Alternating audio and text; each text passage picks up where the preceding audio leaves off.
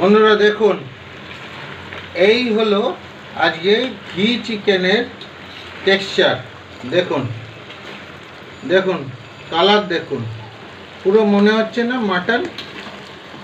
এই দেখুন চিকেন কিরম, দেখুন এই এই পিসগুলো দেখুন বন্ধুরা।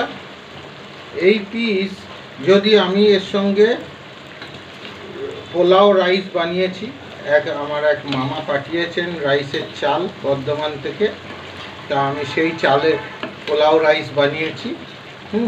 এবং দেখুন বন্ধুরা, এর সঙ্গে এই আলু করা হচ্ছে, আলুটা আলাদা করে দেওয়া হবে। এর সঙ্গে আলুরও টেক্সচার দেখুন, এই বানিয়েছি বন্ধুরা। পরে রাইস এবং এই ঘি চিকেন আমরা একসঙ্গে দেখাবো কীরকম হয়েছে, তখন আপনারা জানতে পারবেন। কিন্তু আশা করি টেস্ট খুব ভালো হয়েছে। হ্যাঁ, চিয়ার্স।